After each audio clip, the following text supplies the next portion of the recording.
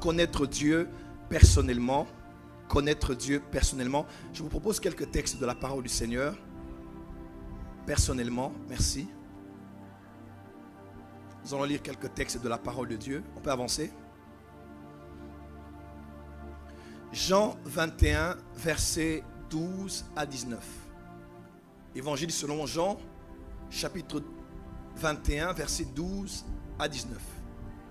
Jésus leur dit, venez manger, et aucun des disciples n'osait lui demander, qui es-tu, sachant que c'était le Seigneur. Jésus s'approcha, prit le pain et le en donna, et fit de même du poisson. C'était déjà la troisième fois que Jésus se montrait à ses disciples depuis qu'il était ressuscité des morts. Après qu'ils eurent mangé, Jésus dit à Simon Pierre, Jésus dit à Simon Pierre, Simon, fils de Jonas, m'aimes-tu plus que ne m'aiment ceux-ci? Il lui répondit, oui Seigneur, tu sais que je t'aime. Jésus lui dit, paie mes agneaux. Il lui dit une seconde fois, Simon, fils de Jonas, m'aimes-tu? Pierre lui répondit, oui Seigneur, tu sais que je t'aime. Jésus lui dit, paie mes brebis. Et il lui dit pour la troisième fois, Simon, fils de Jonas, m'aimes-tu? Pierre fut attristé de ce qu'il lui avait dit pour la troisième fois, m'aimes-tu? Et il lui répondit, Seigneur, tu sais toutes choses, donc tu es omniscient, tu sais que je t'aime. Jésus lui dit, paie mes brebis, paie mes agneaux, paie mes brebis, paie mes brebis. En vérité, je te le dis, quand tu étais plus jeune, tu te saignais toi-même et tu allais où tu voulais. Mais quand tu seras vieux, tu étendras tes mains et un autre te ceindra et te mènera où tu ne voudras pas. Il dit cela pour indiquer par quelle mort Pierre glorifierait Dieu, et ayant ainsi parlé, il lui dit, suis-moi. Lève la main droite, dis Seigneur, je suis là et je vais te suivre. Deuxième texte, s'il vous plaît. Deuxième texte. 1 Jean 1, verset 1 à 3. Un texte extraordinaire. 3 premiers versets du premier épître de Jean. Ceux qui étaient dès le commencement. Rappelez-vous, dans Jean chapitre 1, verset 1, il parle de ceux qui étaient au commencement. Qui était au commencement? Au commencement était là. Elle était avec. Et elle était. Voilà, dans son premier épître aussi, il commence par là. Il dit, ceux qui étaient dès le commencement, ceux que nous avons, plus fort, ceux que nous avons, ceux qui étaient dès le commencement, un, ceux que nous avons, deux, ceux que nous avons, de nos, trois, ceux que nous avons, et que nos mains ont, concernant la parole de vie, car la vie a été manifestée et nous l'avons vue et nous lui rendons témoignage et nous vous annonçons la vie éternelle qui était auprès du Père et qui nous a été manifestée. Verset 3.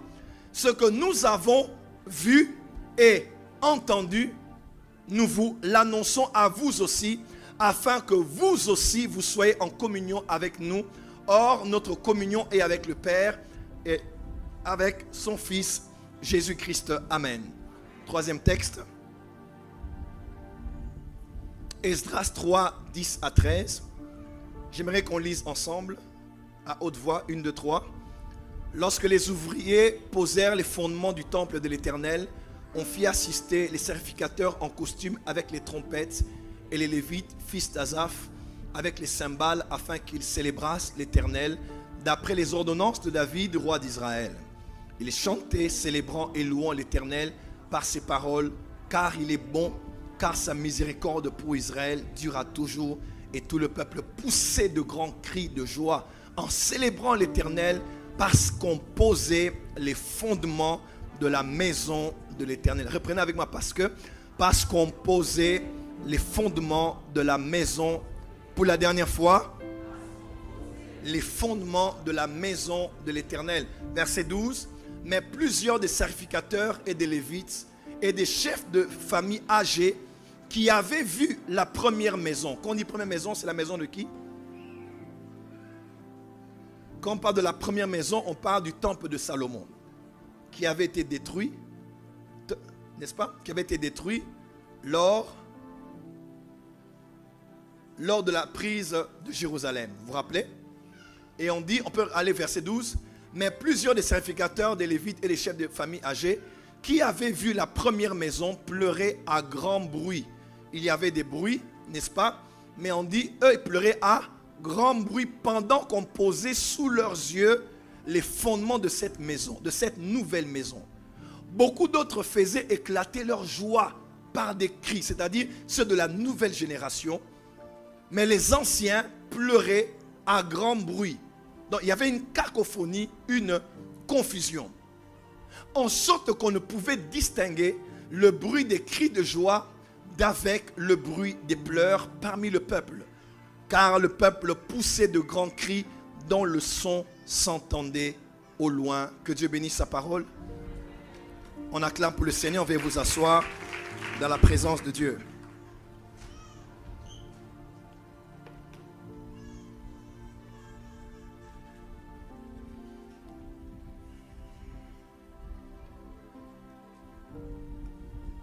Alléluia. Esdras est non seulement le nom d'un livre, mais aussi le nom d'un serviteur de Dieu qui fut un scribe, un docteur, mais qui fut aussi un prêtre de la famille des Lévites. Son nom a plusieurs significations, mais qui tournent autour de l'aide et du secours. On parle de aide, on parle de Dieu qui aide, on parle de celui qui aide. Ma prière dans cette saison est que tu sois un homme qui est marqué par l'aide de Dieu. Lorsqu'on fera ta vie et les résultats que tu produiras, que les hommes autour de toi, que les femmes autour de toi se disent, Dieu a certainement aidé cette femme, Dieu a certainement aidé cet homme. Il est possible que tu sois dans une génération où tu as tendu la main à plusieurs pour recevoir de l'aide, mais tu n'en as pas eu. Je prie ce soir par le Saint-Esprit que ta vie soit marquée par l'aide divine.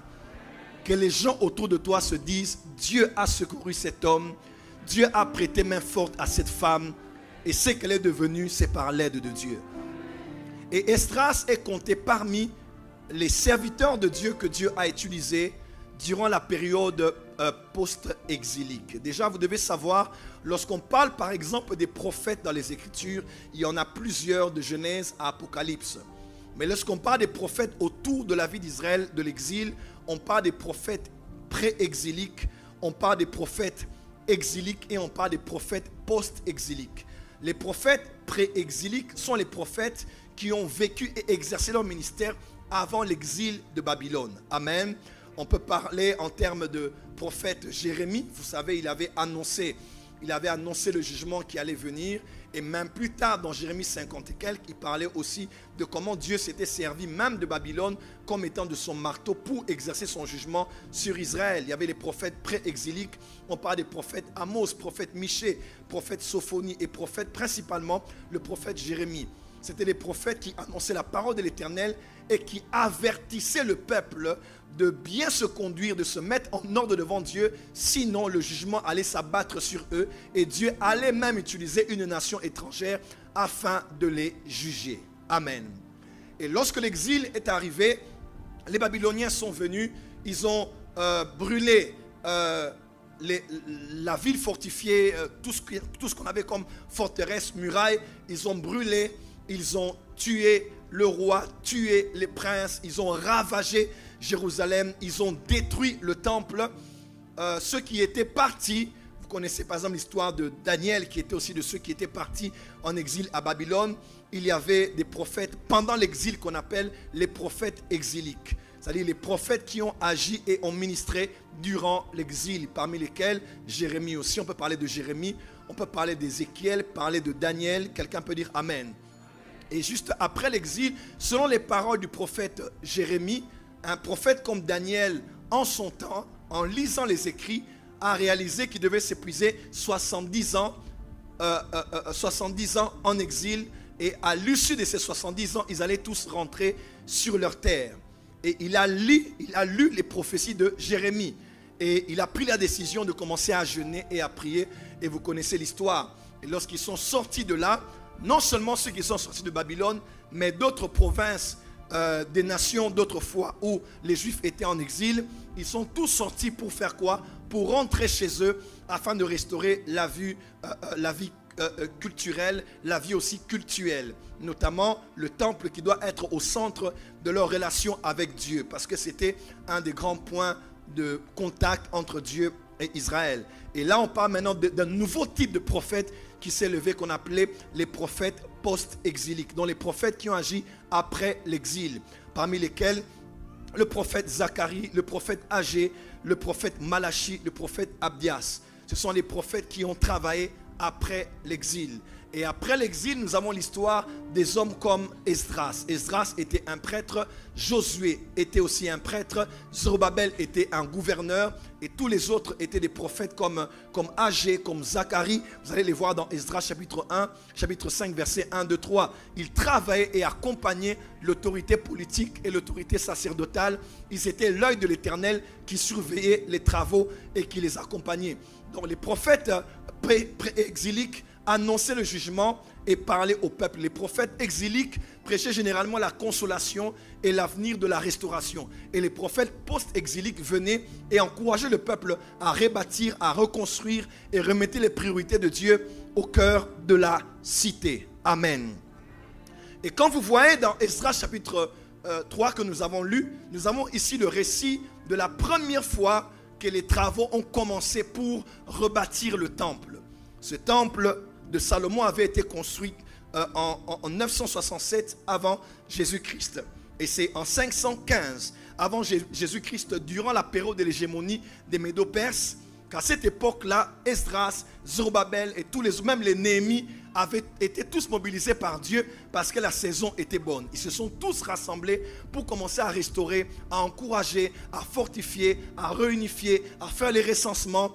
Et Esdras a même remis la loi de Moïse sur la table. Il a parlé, ils ont recensé les Lévites, ils ont réorganisé un peu la vie du culte.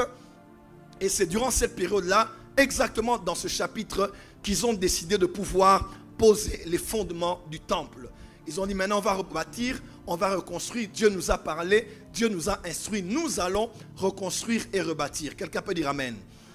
Et ils étaient là, ils ont posé les fondements, ils ont creusé, ils ont travaillé avec les constructeurs.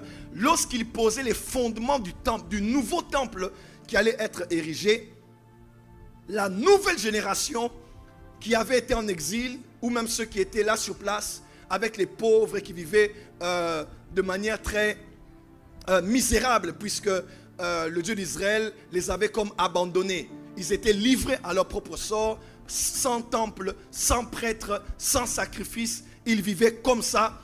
Ils ont retrouvé l'espoir de voir que la nation allait renaître et le temple allait être reconstruit, comme ils avaient appris plus de 400 ans avant, à l'époque de Salomon. Et ils savaient par histoire que c'était un grand temple, un temple glorieux, le feu était descendu, la nuit était descendue, la gloire était descendue. Mais à cette époque-là, c'était un peu différent. Ce n'était pas avec les mêmes matériaux de construction, ce n'était pas avec la même richesse investie pour avoir un temple très somptueux, très glorieux. Ils ont fait avec les moyens de bord, même si quelques rois comme ceux qui ont libéré Esdras ou bien Néhémie avaient donné des lettres de créance, de crédit, et ils avaient accompagné, même financé pour cet ouvrage. Ils se sont retrouvés avec les moyens de bord et ils étaient là pour reconstruire le temple. Alors ceux de la nouvelle génération qui voyaient cet événement, qui participaient à cet événement, étaient dans la joie. Ils disaient waouh! Et ils criaient, ils chantaient, ils louaient. Ils étaient dans la joie parce qu'ils voyaient le début d'un nouveau temple. Ils étaient contents pour la nouveauté, contents pour la restauration, contents pour le nouveau qui arrivait. Mais la Bible déclare, ceux qui étaient de l'ancienne génération, qui eux avaient assisté quand on faisait la dédicace du temple de Salomon, ils firent une comparaison claire et nette entre la gloire de la maison de Salomon et cette nouvelle gloire qui était, ce nouveau temple qui était en train d'être édifié. Et les uns, ceux de la nouvelle génération, chantaient et louaient et criaient, mais de l'ancienne génération pleuraient, puisqu'en faisant la comparaison, on mettait un rétroviseur devant eux. Quand ils pensaient à ce qui s'était fait hier et ce qui se fait aujourd'hui, ils ont dit, ces jeunes gens, ils ne savent pas. Ils se réjouissent pour ça, mais ils ne savent pas ce qu'on avait vécu. Quand ils regardent le présent, ils disent, c'est bien ce qui se fait, c'est glorieux ce qui se fait, mais ce n'est pas au niveau de ce qu'on avait vu Dieu faire par David. quand il avait tout rassemblé et donné instruction à son fils Salomon, qui avait tout mobilisé pour offrir à Dieu, au milieu des peuples de la terre, un temple glorieux, afin que les nations entières viennent y affluer et invoquent le nom de l'Éternel. Quand ils regardaient les genres de matériaux, ils regardaient le genre de temple que l'on construisait, ils étaient en train de pleurer, puisqu'ils étaient nostalgiques. Ils pleuraient tellement, mais les jeunes riaient tellement, ils se lamentaient tellement, mais les jeunes étaient tellement fiers, à tel point que les bruits étaient tellement confus, tellement dans la cacophonie, que les bruits se faisaient entendre jusqu'au loin. On disait, mais pourquoi ce brouhaha, pourquoi ce cri? La nouvelle génération était contente de ce qui se faisait, mais l'ancienne était en train de pleurer parce qu'il savait par comparaison déductive que ce temple n'a rien à voir avec ce que Dieu avait fait hier. Est-il donc possible aujourd'hui qu'on ait différents types de bruits mélangés dans l'église? Est-il possible aujourd'hui que deux générations soient en train de réagir? De ceux qui ont vu l'église primitive, de ceux qui ont vu l'église il y a quelques années, et ceux qui voient l'église aujourd'hui, est-il possible que nous, de cette génération, nous nous réjouissons des temples, nous nous réjouissons des instruments, des lumières, des sons, des business class, des fumées, des concerts, des retraites, des voyages, des retraites prophétiques, des services prophétiques, qu'on se réjouisse de ce que l'on voit. Et pourtant, une autre génération est là qui a vu ce que Dieu faisait hier. Celle-là ne rit pas, celle-là n'acclame pas, celle-là dit c'est bien, mais ça n'a rien à voir avec ce qu'on avait hier. Je n'aime pas être nostalgique, mais il y a des fois où c'est important de mettre un rétroviseur et de réaliser qu'il y a une différence entre le christianisme d'hier et le christianisme d'aujourd'hui. Le christianisme d'aujourd'hui, certes, a évolué dans beaucoup de domaines et on ne peut qu'acclamer le Saint-Esprit pour ce qu'il fait. Mais de l'autre côté, il semble que par observation, il y ait une grande différence entre la maison d'hier et la maison d'aujourd'hui. Entre les chrétiens d'hier et les chrétiens d'aujourd'hui. Je connais le Seigneur il y a de cela presque 30 ans maintenant. Et quand je réalise les chrétiens d'hier avec qui nous nous étions convertis, qu'on se rencontre quelquefois et qu'on parle de la vie chrétienne, et que je vois les chrétiens qui sont nés de nouveau, ça fait 10 ans, ça fait 15 ans, ça fait 5 ans, ça fait 3 ans, je réalise qu'il y a un grand décalage. Et pendant que plusieurs cris sautent et dansent à l'église, nous qui avons vu certaines choses il y a 30 ans passés, nous ne sommes pas en train de chanter seulement, mais au fond de nous, nous pleurons. Au fond de nous, nous crions. Parce qu'il y a une différence entre ce qu'on voit hier et ce que l'on voit aujourd'hui. Tu n'as pas dit amen là où tu es. Tu n'as pas dit amen là où tu es. Est-il possible qu'on soit énormément dans la joie, qui n'est pas une mauvaise chose? Mais est-il possible que les choses qui se faisaient hier soient différentes de celles que l'on voit aujourd'hui? Et surtout les chrétiens qu'on avait hier, surtout, ne soient différents de ceux que l'on voit aujourd'hui? Il y a une nouvelle église qui s'élève aujourd'hui, mais il semble que cette église est beaucoup plus une église d'apparence par rapport à l'église d'autrefois. Quelqu'un peut dire amen très fort. Dis amen très fort. Dis amen très fort. Je regarde cette comparaison des fois avec la technologie. Autrefois, je suis né en Allemagne, à Bonn. On a vécu quelques années en Belgique. Mon petit frère est né là, à Bruxelles. Je me rappelle qu'on avait une télévision qu'on a emmenée de Bruxelles à Kinshasa. Cette télévision a pratiquement grandi avec nous. À un point où quand elle avait des problèmes, on prenait les fourchettes. Quand les boutons étaient cassés ou bien étaient déconnectés d'une autre partie du bouton, on prenait les fourchettes ou les couteaux, on mettait et on cherchait les chaînes de télé. Des fois, quand ça ne marchait pas bien, on tapait dessus. Boum! Et ça redevient clair. Vous vous rappelez? Pas besoin d'antenne compliquée. On prenait l'antenne, on faisait monter. On montait sur des supports et on mettait des antennes comme ça en aluminium que l'on fabriquait des fois au local, on les plaçait. Et on suivait la télévision. On avait des télécommandes, il fallait appuyer plusieurs fois. Et les touches généralement entraient à l'intérieur de la télécommande. Vous vous rappelez? Et on forçait, mais ces télévisions-là, on a fait avec ça 5 ans, 10 ans, 15 ans, 18 ans. Et les télévisions tenaient bien. Elles n'étaient pas belles d'apparence, mais de l'intérieur, elles étaient solides, elles étaient fortes et elles ont duré avec nous. Mais aujourd'hui, nous avons des télévisions Samsung. télévision avec de belles marques. À l'extérieur, c'est tellement beau, c'est curve. C'est tellement bien avec les applications. Il y a la Wi-Fi, il y a tout ce que tu vois à l'intérieur. Les télécommandes sont tellement belles à voir et sophistiquées. Mais une fois, alors une seule fois qu'il y a un problème et une fissure, les coûts de la réparation peuvent être même à peu près plus de la moitié du prix même de la télévision.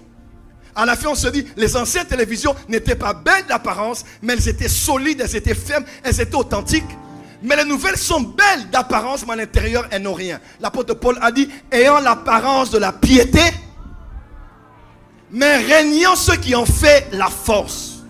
Oh, dis amen là où tu es très fort. Dis amen très fort.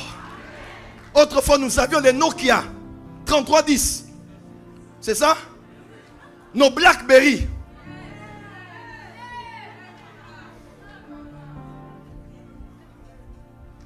Toutes ces marques de téléphone qui n'étaient pas forcément sophistiquées d'apparence. On n'aurait jamais cru qu'on aurait utilisé des téléphones sans touche. Aujourd'hui, on est tellement habitué qu'on ne réalise même plus que les touches là n'existent plus.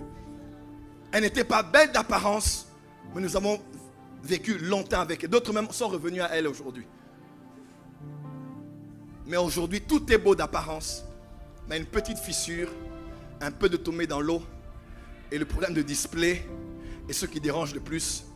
Après, il faut réparer, il faut réinitialiser, il faut flasher. Il y a tellement de termes autour de ça. Prophète Jacques, est-il possible que hier, les chrétiens n'étaient pas beaux d'apparence comme nous aujourd'hui? Ils n'étaient pas en costume, ils n'étaient pas avec de belles églises. Ils priaient sous des palmiers, ils priaient sous des catacombes, ils priaient en secret. Mais ils avaient quelque chose en eux qui faisait leur force. Mais il est possible qu'aujourd'hui, on soit tellement dans l'apparence et dans tout ce qui est du superflu, des vêtements, des plantes, des mèches, des parfums, des cols pastorales, des croix, des talits et de tout ça. Mais qu'on ait régné ce qui fait la force du christianisme. Et ceux qui ont étudié l'histoire de l'Église savent qu'il y a une grande différence. Je ne parle pas en termes d'impact et d'avancée. Je parle en termes de qualité de vie des chrétiens. Si on prend l'apôtre Paul comme pasteur, on le ramène dans notre génération, on pourra s'étonner de beaucoup de choses. Si on prend Pierre, ou bien si on va penser aux églises des martyrs, on les amène dans notre génération et ils voient comment les chrétiens abandonnent pour si peu, murmurent pour si peu, donnent à Dieu des ultimatums pour si peu, vont coucher avec des hommes pour si peu. Ils vont se dire, est-ce que c'est le christianisme ou bien c'est autre chose? Je crois que l'un des grands problèmes, c'est pourquoi, c'est quoi? Aujourd'hui, on ne connaît plus Dieu personnellement. Ça, c'est une des choses que je crois qui est l'une des grandes causes de ce genre de christianisme, bon chic, bon genre, BCBG qu'on a aujourd'hui, mais dont les hommes et les femmes peuvent tomber comme ils veulent, peuvent régresser, rétrograder comme ils veulent, peuvent flirter avec le monde, être à l'église, être dans le monde et n'avoir aucune conscience qui nous dérange et nous alerte. On trouve ça normal parce que Dieu est cool, Dieu est flex, Dieu est wesh. Tu n'as pas dit amen. Tu n'as pas dit amen. J'ai fait une année de missiologie à Kinshasa. Une année de missiologie. Et pendant que je faisais la missiologie, un missionnaire est venu faire une conférence dans notre salle des étudiants pour nous parler de la mission dans les milieux hostiles. Et il a dit, il revient de la Chine. Et à la Chine, cette année-là, ils avaient organisé une convention dans les églises cachées, les églises souterraines, les églises des souterraines, à cause du fait que le christianisme n'est pas légalement autorisé. Ils étaient dans les coulisses, ils faisaient une grande convention internationale et le thème de la convention était « Comment souffrir pour Jésus-Christ ». Le thème c'était « Comment souffrir pour Jésus-Christ ». Et pasteur Klein, je me suis posé la question, si aujourd'hui je fais un thème, je dis « Venez à un séminaire biblique, comment souffrir pour Jésus-Christ », je ne sais pas si j'aurai cette salle pleine comme elle est aujourd'hui. Si je parle du fait de qui a caché ton étoile, qui a lié ta vie, qui a bloqué ton mariage, 7 principes pour être millionnaire, les clés pour percer dans la vie, comment voir en esprit, 7 principes clés pour voir dans le monde des esprits et prophétiser avec des détails jusqu'au niveau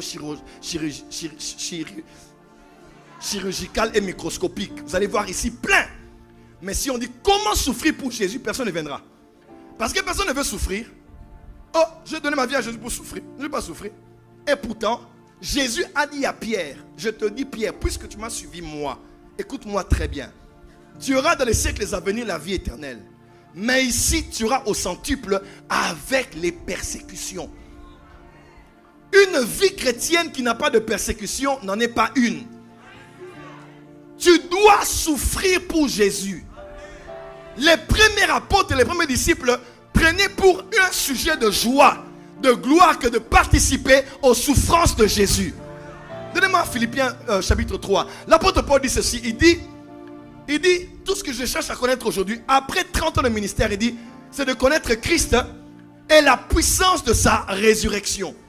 Et de prendre part à la communion de ses souffrances. Philippiens chapitre 3, cherchez-moi et donnez-moi ce verset. Dis à ton voisin la communion de ses souffrances. Change de voisin, dis voisin. Être comme Jésus, c'est aussi participer à ses souffrances. Change de voisin, dis voisin. Être comme Jésus, c'est dans le caractère, dans le fruit de l'esprit, dans les dons spirituels, mais aussi dans la communion de ses souffrances. Dis à ton voisin, voisin, es-tu prêt à souffrir avec Jésus? Va me donner le verset, s'il vous plaît. Verset 10.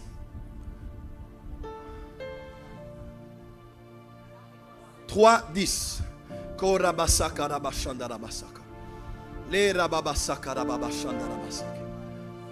Afin de connaître Christ et la puissance de sa résurrection et la communion de ses souffrances en devenant conforme à lui dans sa mort, pour parvenir. » On y va, si je le prie.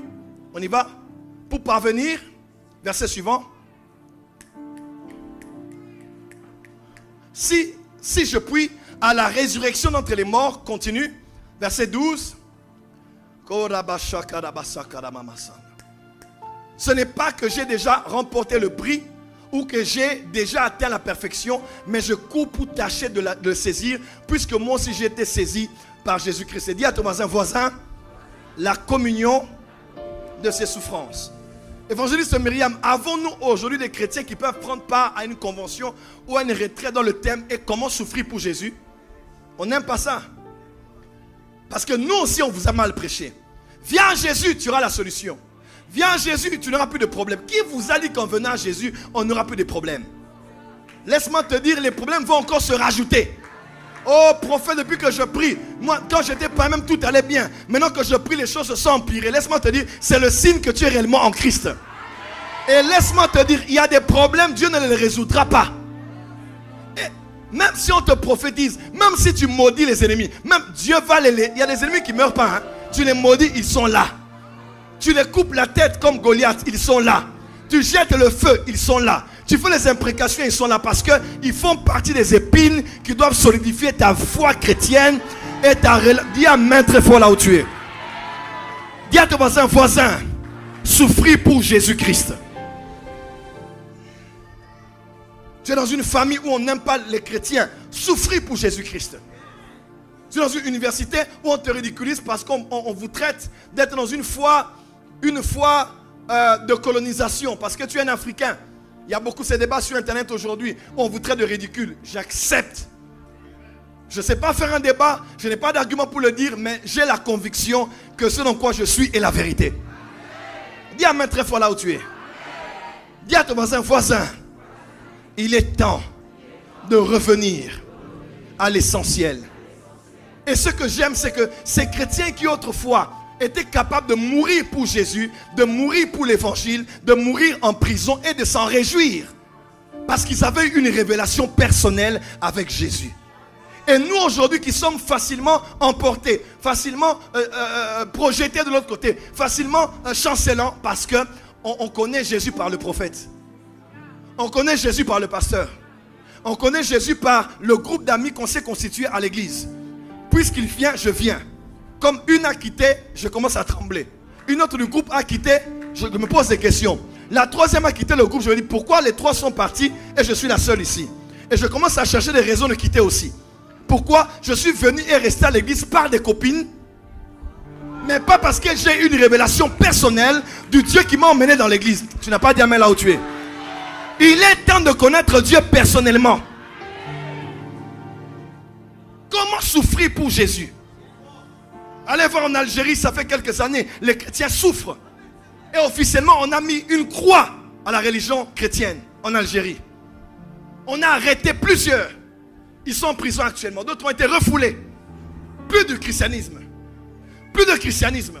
Les quelques temps où ils avaient la liberté de prier difficilement. Parce que plusieurs, des dizaines de milliers sont convertis chaque année en Algérie. Et maintenant ils ont serré. Ils ont dit, il n'y a que l'islam ici en Algérie. Plus de christianisme. Vous allez voir des chrétiens qui continuent à faire des cultes et ils permettent qu'on les filme. Parce qu'ils se disent, même si on me renvoie, c'est une joie de souffrir pour Jésus-Christ.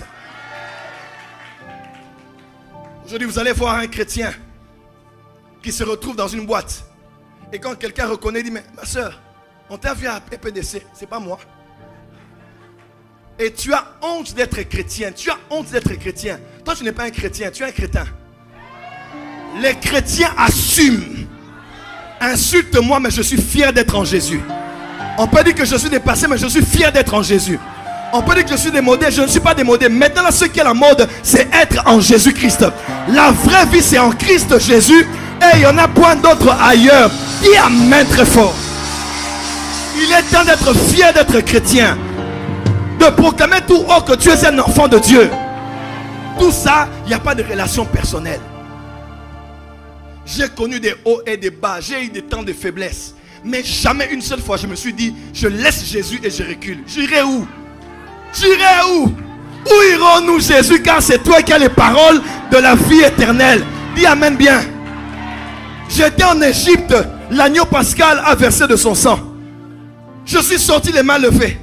Je traversais la mer où je suis de l'autre côté. Miraculeusement, les eaux s'étaient fendues en deux. Je suis maintenant de l'autre côté. Comment vais-je rentrer en Égypte? Il n'y a pas de chemin de retour possible. Je cours maintenant pour parvenir à avoir la couronne incorruptible. Pour si peu tu abandonnes Jésus. Oh, depuis que je suis là, les mages ne viennent pas. Maintenant j'ai 45 ans. Maintenant j'ai ceci, frère.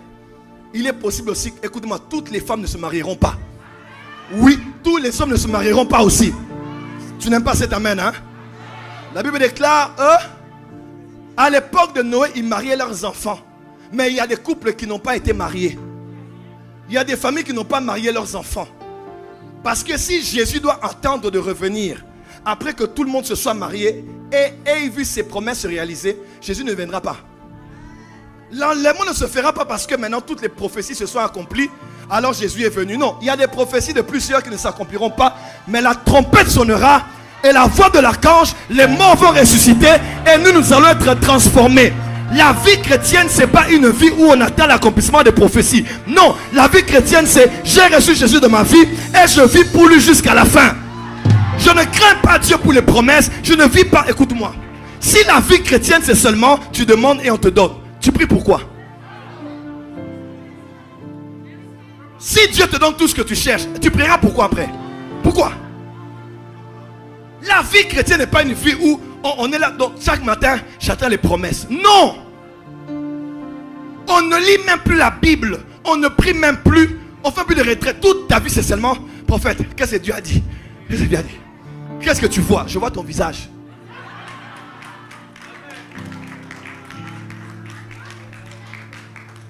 Ceux qui sont nés aujourd'hui se réjouissent des beaux temples que nous faisons. Mais ceux qui connaissent l'église autrefois savent qu'on prenait des chrétiens à l'époque de Néron. On les arrêtait. On faisait des embûchés. On prend les chrétiens, on les met dans un stade, Parc des Princes. Et tout le monde est plein, on regarde les chrétiens. On met et on les brûle. Et pendant qu'on les brûlait, ils chantaient Maranatha. Pendant que les brûlait, ils souriaient. On ouvrait les grilles. On laissait entrer les bêtes féroces. Les bêtes féroces les mangeaient. Pendant qu'on les mangeait, on voyait leur visage qui souriait pendant qu'ils mouraient. Ça, c'était quelle joie. On te mange la jambe et puis tu ris. On te mange le visage et puis tu chantes.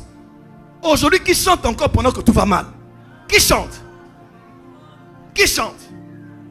Tu cherches quel est le plus grand prophète qui est en ville actuellement. Tu cherches, là tu vas avoir ta délivrance, frère. La vie chrétienne n'est pas qu'une vie de délivrance. La vie chrétienne, hein, écoute-moi, la première délivrance, c'est d'avoir Jésus.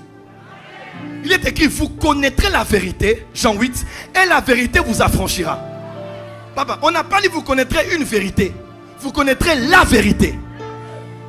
Quelques versets après, il dit, si le Fils de l'homme vous affranchit, vous serez réellement libre. C'est quoi cette vérité qui affranchit? C'est Jésus qui est en toi.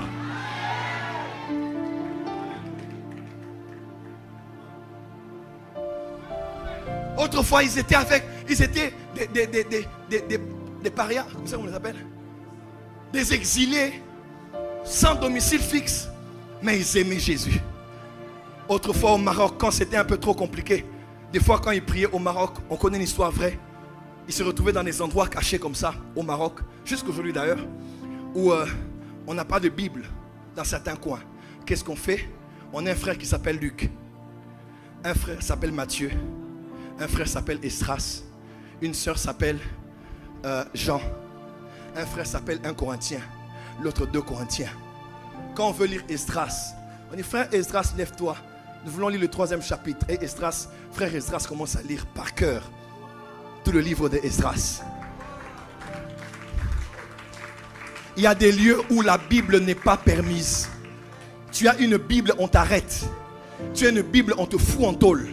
Aujourd'hui, tu as une Bible que tu n'as pas ouverte. Mais tu es le premier à venir attendre une prophétie ce soir. C'est quel genre de chrétien qu'on a aujourd'hui? Je suis fatigué d'être pasteur de ces genres de chrétiens. Fatigué. Fatigué. La vie chrétienne, ce n'est pas l'attente. C'est pas, on me promet et ça va se réaliser. Il y a des choses qui ne vont pas se réaliser. Mais oui. Dimanche passé, j'étais au parc. Oh my God. J'étais au parc dimanche passé. J'ai dit, maman, je vais aller prier à côté. Je me suis mis à prier. Le Saint-Esprit m'a dit, Joël, le problème de cette génération, c'est que les chrétiens ont placé leur foi aux promesses et non leur foi en Dieu. Clairement. Il dit, Seigneur, ça veut dire qu'il m'a dit aujourd'hui, les chrétiens n'ont que de foi pour les promesses. Mais ils n'ont pas de foi en Dieu. Voilà pourquoi tous tournent autour d'une promesse, d'un rêve, d'une vision qu'il a reçue. Quand la vision là ne s'accomplit pas, il va abandonner Dieu. Mais quelqu'un qui a placé sa foi en Dieu, que la promesse s'accomplisse ou qu'elle ne s'accomplisse pas, ça ne change en rien. Ah, ça ne change en rien. Mon amour pour Dieu, ma constance avec Dieu, ma présence à l'église, mon zèle dans les départements, dis amen bien. Les uns criaient de joie, mais les autres pleuraient parce qu'ils savaient, on n'était pas comme ça avant. On n'était pas comme ça avant. Paul est en prison, il écrit, soyez dans la joie. Je vous le répète, soyez toujours dans la joie. En prison. En prison. Il dit aux enfants de l'être dans la joie. Est-ce que toi dans la prison du célibat tu es dans la joie? Moi le jour où je me marierai, je serai dans la joie. Donc ta joie dépend du mariage. Alors que ta joie doit dépendre de la croix. C'est que Jésus a fait plus que le mariage. C'est que Jésus a donné plus que le voyage. Et plus que les documents que l'État français doit te donner. Dis amen bien là où tu es. Tout ça parce qu'on a perdu de connaître Dieu personnellement. Connaître Dieu personnellement, c'est prier seul, sans ton mari, sans ta femme, sans tes enfants, sans un Zoom, sans un live. Aujourd'hui, le christianisme de plusieurs ne dépend que des lives de leurs églises. Si on ferme Internet, plusieurs ne prieront plus.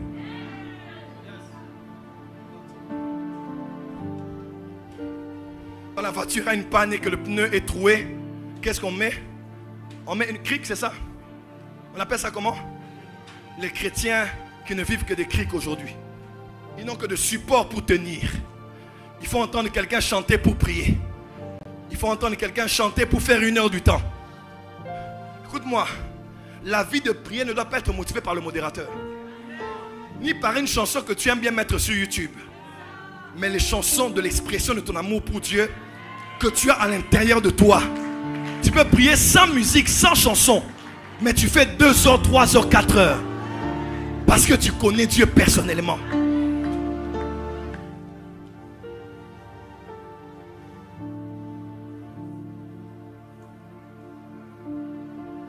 Dis voisin, On doit changer.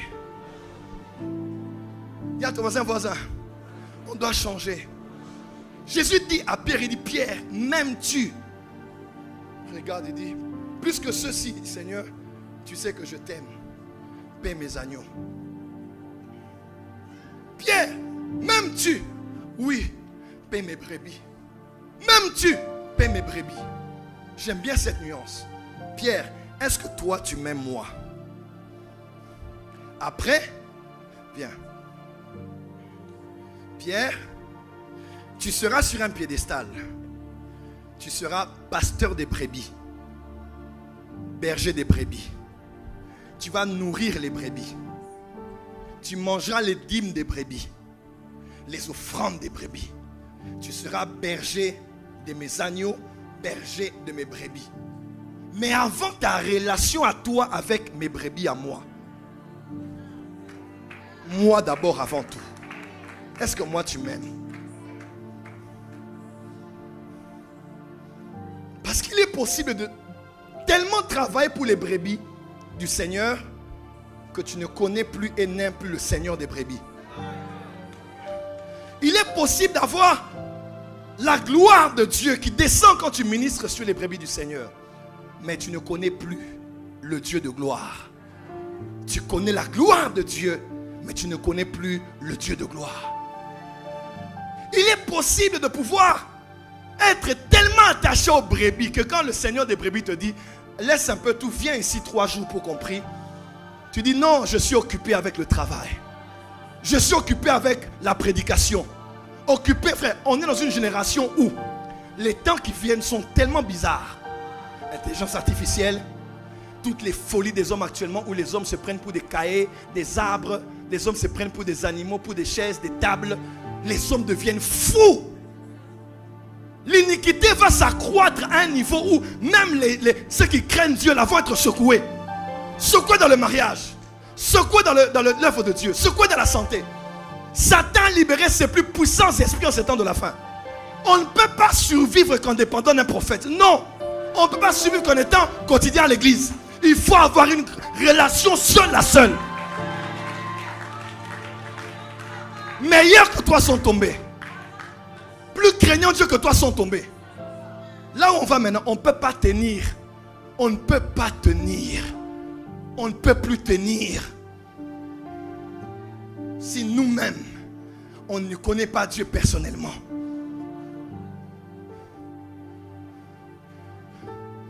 Je vais t'établir sur mes brebis. Mais est-ce que tu m'aimes? Je veux faire de toi mettre sur un piédestal. Mais est-ce que moi, écoutez-moi, Jésus disait à Pierre, il disait, Pierre, tu n'as aucune idée, d'ici quelques jours, tu prêcheras à la Pentecôte. Tu gagneras 3000 âmes.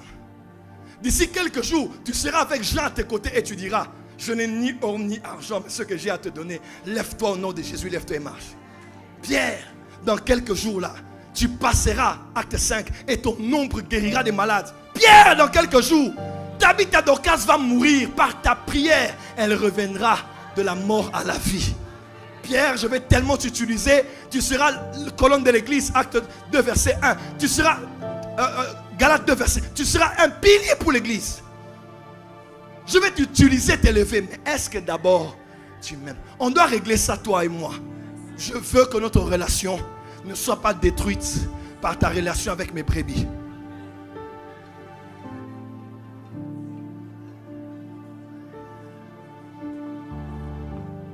Nous sommes arrivés à un temps où, même moi, ton pasteur, je ne dois pas être le frein qui t'empêche d'écouter Dieu par toi-même. Le ministère prophétique ne t'exempte pas d'écouter Dieu par toi-même. Oui. Connaître Dieu personnellement, c'est arriver à un point où tu peux écouter Dieu avant le prophète, pendant le prophète et après le prophète. Au point où quand le prophète prophétise, tu dis, Dieu me l'avait dit. Au point où quand le prophète prophétise, tu dis, je n'avais pas entendu ça, mais je sens que ce qu'il dit c'est vrai. Au point où quand le prophète prophétise, tu n'as pas compris, tu vas prier. Et après Dieu te dit aussi que c'est moi qui lui a parlé. Nous sommes de la nouvelle alliance. On ne gravite plus autour d'un prophète. J'aime le prophétique. Je suis prophète, c'est ma vie. Mais ça me fait mal des fois où je vois des chrétiens. Ils veulent écouter Dieu, mais leur Bible est fermée. Si tu n'as pas appris à écouter Dieu dans la Bible, tu n'apprendras pas à discerner sa voix hors de la Bible. Voilà pourquoi un prophète vient ici, tu es là-bas. Un prophète est sur TikTok, tu es là-bas. Je crois au prophétique, vous me connaissez bien. Mais je crois qu'il y a des fondations qu'il faut poser. Sinon, on va créer une groupe de chrétiens et fanatiques qui ne viennent que parce que c'est JFT, c'est Maman Simiane, ça fait bon, ça fait beau. Nous ne sommes rien, nous là, nous ne sommes rien. Nous ne sommes que de la poussière là. Dieu a soufflé dessus, il a mis un peu de sa miséricorde et on est debout. S'il veut me prendre aujourd'hui, il me prendra. Tu vas encore aller chez quel prophète? Cherche Dieu. Cherche Dieu. Rentre à la maison, éteins le téléphone, cherche Dieu pour toi-même. Demande au pasteur, donnez-moi quelques jours, je vais en retraite. Cherche Dieu pour toi-même. On est toujours sous cric aujourd'hui. Lecture biblique, tu dois lire un programme de lecture biblique de l'église. Et nous, on ne fait que ça parce que si on ne fait pas ça, ils ne liront pas. Alors qu'il y a des hommes de Dieu qui lisent en une année 3 fois la Bible. Une année 4 fois la Bible. Mais un chapitre pour toi, c'est beaucoup. Mais Netflix, tu as déjà fini Sandman. Tu as fini Squid Game. Tu as déjà fini Old Guard. Tu as déjà fini ça.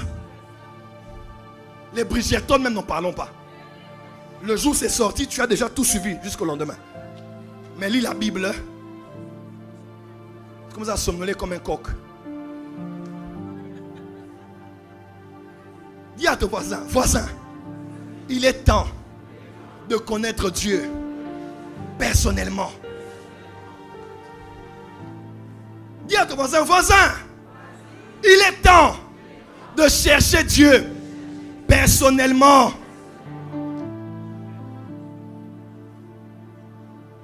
Pardon, port des cieux. L'homme qui est devant vous là, je suis un homme comme vous. Mais que Dieu a pris par sa grâce, il a mis sa main dessus. Ne gravitez pas autour de moi comme ça, comme ta vie chrétienne ne dépend que de mes humeurs. Tu es mal avec Dieu parce que tu es mal avec ton pasteur. Quand je te regarde bien, tu dis, ah mon papa, ça dit que Dieu me regarde ces jours-là. Quand je ne donne pas du travail, donc Dieu m'a oublié ces jours-ci. Tu veux que je meure avant le temps? Parce que Dieu ne partagera pas sa gloire avec quelqu'un. Tu n'as pas dit amen là où tu es. Dis à ton voisin, il est temps de connaître Dieu personnellement. Quand tu arrives à ce niveau, tu vas en Finlande. Tu vas dans un coin où il n'y a pas d'église. Mais tu deviens l'église. Parce que ce que tu as reçu, tu es capable maintenant de le donner.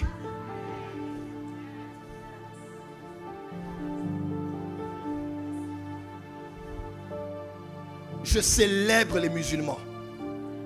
Oui. Je célèbre la foi des musulmans. Parce que Jésus a dit, soyez prudents comme des serpents. Même d'un serpent, on peut apprécier les vertus. Et je ne dis pas qu'ils sont des serpents. Je dis juste que même de ceux qui est contraire à notre foi ou opposé à notre foi, l'homme sage sait tirer des leçons, des bonnes choses que les autres ont.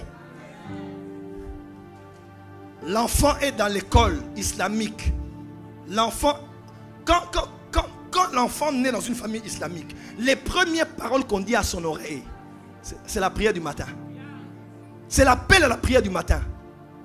L'enfant n'a pas encore 10 ans, il connaît les sourates. Nous, nos enfants ne connaissent que l'histoire de David et Goliath.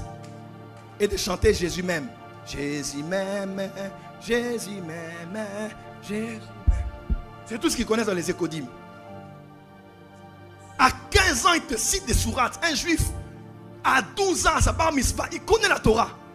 Mais les chrétiens citent un verset. Priez sans cesse. Cite un verset, l'Éternel est mon berger. C'est tout ce que tu connais. Jésus pleura. En plein carême, en plein ramadan, les Égyptiens, ça fait quelques années, ont joué au match de football. 2 fois 45 minutes. Sans boire. Sans manger. Parce qu'il faut honorer le carême. C'est sans boire, hein? Sans boire. Il fait des va-et-vient sans boire. Il finit et il va manger après. À l'heure prévue. Mais les chrétiens, il faut jeûner jeudi. Mon estomac. À 12 h déjà, je vais manger des biscuits. Nous on jeûne en blaguant. Tu jeûnes à 10 h, tu manges des biscuits. Tu dis que tu jeûnes jusqu'à 15 h encore. Et tu manges des biscottes. Et tu prends un peu de thé. Et ça, tu appelles ça jeûner. Où sont les chrétiens qui font 7 jours à sec? 3 jours à sec. 7 jours de veillée, 22 h à 7 h du matin. 40 jours de jeûne et prière en train de chercher Dieu. J'aime pas ce christianisme moderne. Un christianisme de fainéants et de paresseux spirituels. Quand il faut faire le papatoyer avec la vie des gens, tu mets ta bouche sur la vie de tous les gens de l'église. Mais quand il faut prier pour ces gens-là pendant 2 heures, tu commences à t'ennuyer.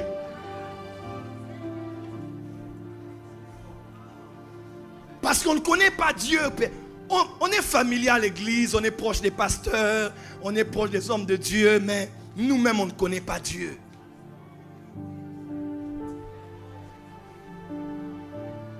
Il est temps, il est temps. Dis à ton voisin, il est temps. Jean dit, celui dont on a parlé au commencement là, nous avons entendu parler de lui. Entendre, c'est quelque chose, hein. De deux. Ma fille, tourne-toi. Tourne-toi. Elle a entendu parler de moi. Son oreille a entendu parler de moi. Deuxièmement, tourne-toi. La connaissance qu'elle a en ayant entendu et la connaissance qu'elle a en ayant vu sont à 2 niveaux différents. Et on dit que nos yeux ont contemplé. Contempler, c'est regarder attentivement avec observation. Maintenant, approche-toi, approche-toi. Tu me vois un peu mieux? Et on dit que nos mains ont touché. Touche-moi. Il dit,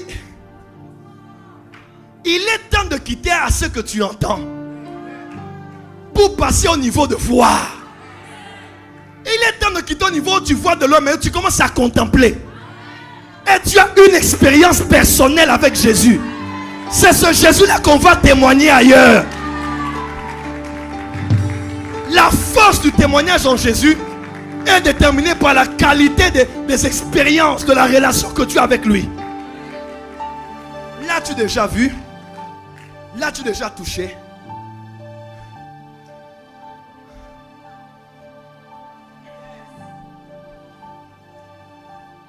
Jésus, je vais maintenant moi aussi te vivre. Dans ma chambre, dans mon sommeil. Quand je lis la Bible, que je te rencontre dedans, je vais te voir dedans. Je vais te voir dedans. Ne me laisse pas sortir d'une lecture biblique tant que je n'ai pas entendu ta voix quitter la Bible et entrer dans mon esprit. Ne me laisse pas sortir d'une méditation biblique tant qu'une parole n'est pas sortie pour nourrir mon âme. Que je ne lise pas la Bible parce que je dois prêcher. Que je lise parce que je dois nourrir ma foi chrétienne personnelle. On prie beaucoup pour prêcher. On lit beaucoup pour apporter aux autres la révélation. Mais pour nous-mêmes, on ne fait plus cela.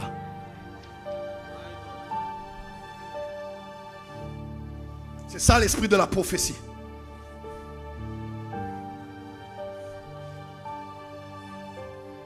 J'aimais ce que le pasteur, l'apôtre Yvan disait. Et j'ai béni Dieu pour ça. Il est temps d'arriver à la dimension de la relation de l'épouse avec ton époux.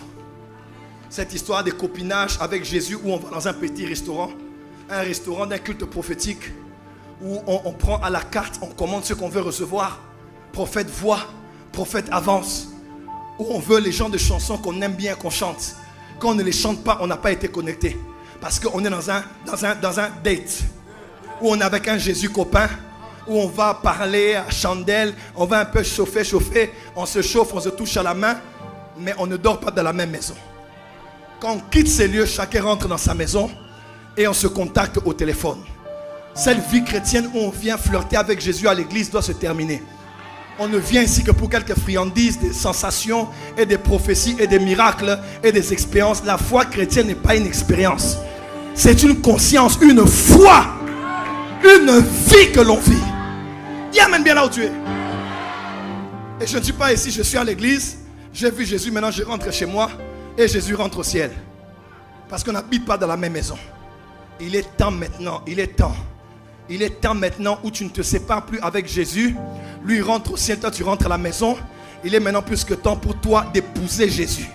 De devenir l'épouse de Jésus. Ou quand on a été à l'église, on a fait une belle expérience.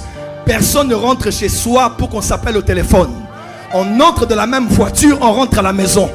Il est temps que le Jésus que tu vois à l'église qui rentre dans ta chambre avec toi, qui entre dans ton téléphone quand tu tiens ton téléphone, qui se réveille avec toi le matin. Pas question d'avoir un Jésus expérimenté à l'église, mais avoir un Jésus à l'église et à la maison et à l'école et au travail et dans le train. Dis amen très fort. Et quand on se marie, c'est pour le meilleur et pour le pire. Que j'ai l'argent ou que je ne l'ai pas, j'ai accepté cet homme et j'ai fait le vœu d'être avec lui. Épouse de Jésus. L'enfant est venu. L'enfant n'est pas venu. On s'attache à Jésus. Parce qu'on ne le connaît pas pour l'enfant. On le connaît pour la vie éternelle. Dans le futur et dans le présent.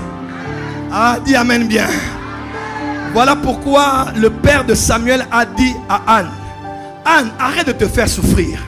Est-ce que moi, ton mari, je ne vaux pas plus que 10 enfants? Est-ce que moi, ton mari, je ne vaux pas plus que 10 enfants? C'est vrai que tu n'as pas d'enfants, mais moi, ton mari, je vaux plus que 10 enfants. Jésus vaut plus que 10 travails. Il est plus que 10 promotions. Il est plus que 10 contrats. Il est plus que 10 millions. Tu n'as pas dit amen. Il est plus que 10 visas. Dis avec moi, Jésus est plus que ce que j'attends de lui.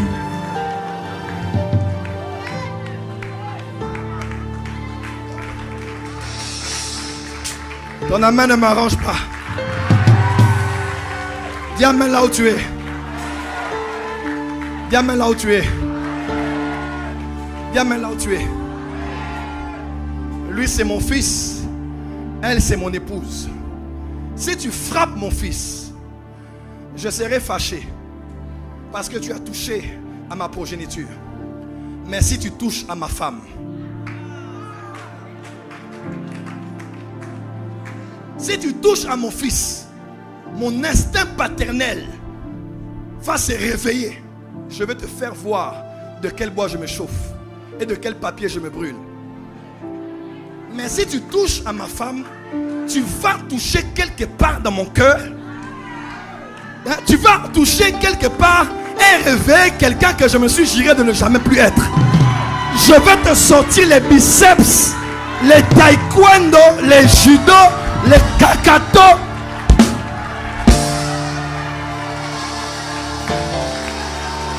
Quand tu es enfant de Dieu, Dieu te défend. Mais quand tu es l'épouse de Dieu, quand tu es l'épouse, celui qui te touche, touche à la prunelle de l'œil de Dieu.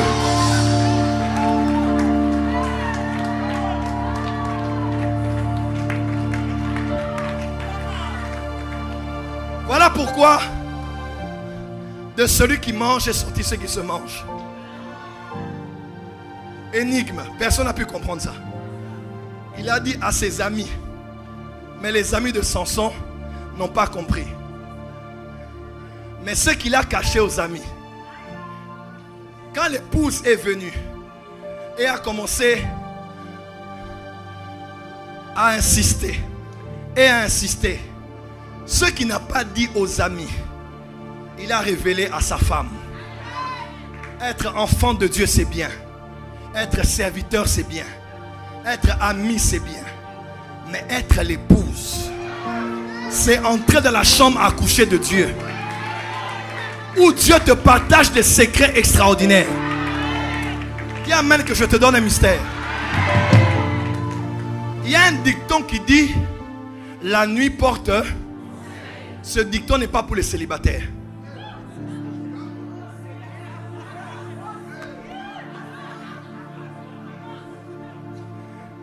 Dis amen que je révèle ce mystère.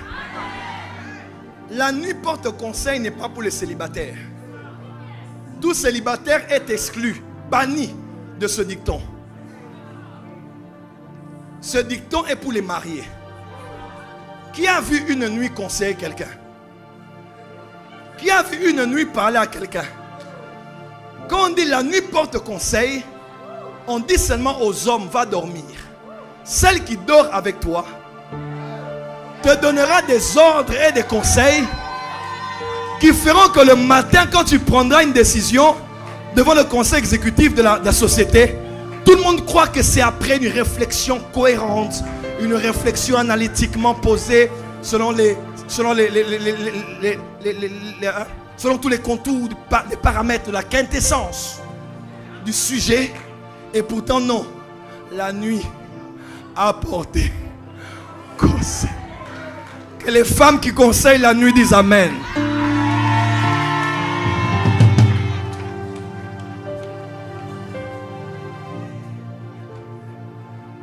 Il est temps d'être épouse, d'être intime. Les enfants, on peut passer avec eux la journée, mais il arrive un moment où on quitte la table. On va coucher les enfants dans leur chambre et sur leur lit. Mais on sait que le lit conjugal, c'est principalement pour ton époux et ton épouse. As-tu une intimité avec Dieu? Toi, tout ce que tu rêves, tout le monde le connaît. Tout ce que Dieu t'a déjà dit, tout le monde le sait. Tout ce que tu as comme conviction, c'est déjà posté sur Internet. Là, tu fais la pornographie spirituelle. Parce que tous les temps d'intimité que tu as avec ton Jésus, même quand tu vas en retraite, tu as déjà un téléphone pour snapper. Voilà, nous sommes déjà arrivés au concert.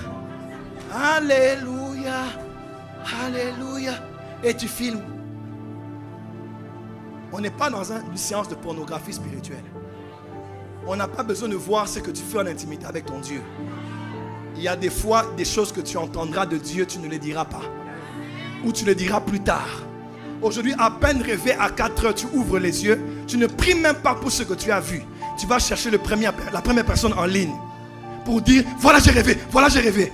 Pourquoi tu n'as même pas un secret avec Dieu? Tu n'as même pas. Il y a des choses que Dieu ne te dira même pas de dire ça aux gens.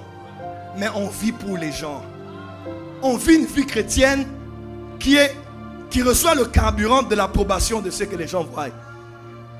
Il y a des gens qui trouvent leur valeur devant Dieu par leur service. Quand tu dis à quelqu'un, tu ne serviras plus à l'église pendant 2 mois sans suspension, la personne se sentira mal. Parce que sa valeur est dans ce qu'elle fait pour Dieu. Et non dans ce qu'elle est pour Dieu.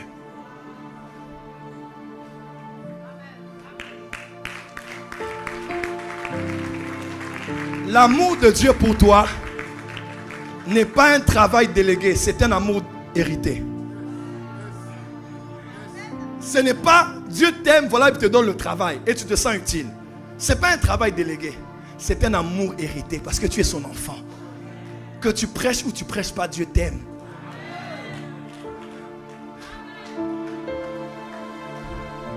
Nous sommes dans la saison de la restauration des fondations. Il est temps de chercher Dieu personnellement. Fatigué de voir des gens qui ont des vies chrétiennes en dents de scie. Surtout pendant l'été là. Oh, été tout est permis. On est en short, on est en débardeur, on est à la plage, on est ici, on se repose et on se repose de Dieu. La vie chrétienne, c'est pendant l'hiver et pendant l'été. La vie chrétienne, c'est quand ça va et quand ça ne va pas. Parce que tu es épouse du roi. Quelqu'un peut dire amen. Dis à ton voisin, voisin, il est temps de devenir intime, de devenir épouse, de devenir lié, amoureux, amoureuse selon toi, de Jésus. Dis à ton voisin, Jésus, encore Jésus et toujours Jésus. Je vous le dis haut et fort et Dieu m'écoute, les anges m'écoutent. Même si dans ma vie, il y a des choses que j'attends en tant qu'homme, si Dieu ne me les donne pas, je n'arrêterai pas de le servir. Jamais. Je mérite une belle vie de famille, je mérite une maison, je mérite ça. Mais même si Dieu ne me les donne pas, écoute-moi, arrive à un point, écoute-moi, je prie que Dieu t'épargne d'avoir des choses qui vont te séparer de lui. C'est de toute chose que tu sens qui peut me séparer de toi. Prive-moi de cela pendant un moment. Prépare-moi avant de me les donner.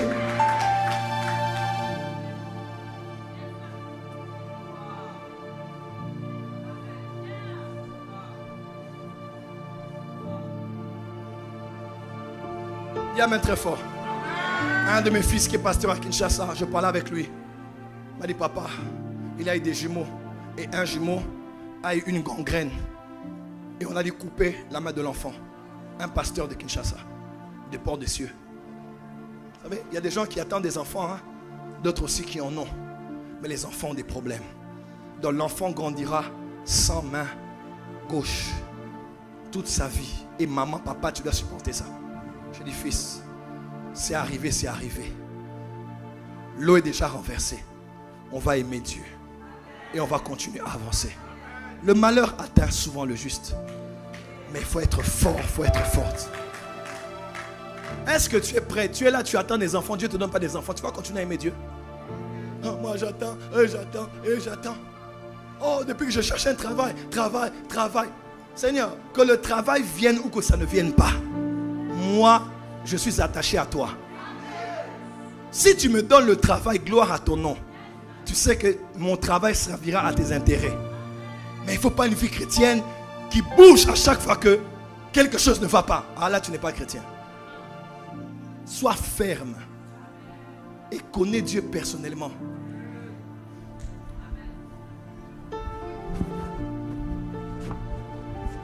Je sens une forte onction ici.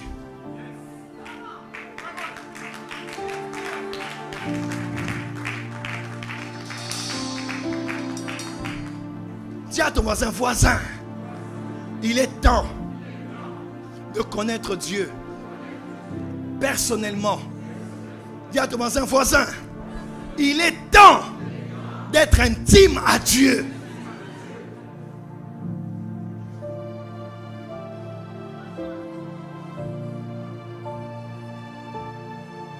Avant que je ne te donne la charge de mes brebis, est-ce qu'il y a quelque chose d'affectif entre toi et moi? Est-ce que tu aimes Jésus même? Est-ce que tu aimes sa parole? Est-ce que tu aimes sa compagnie?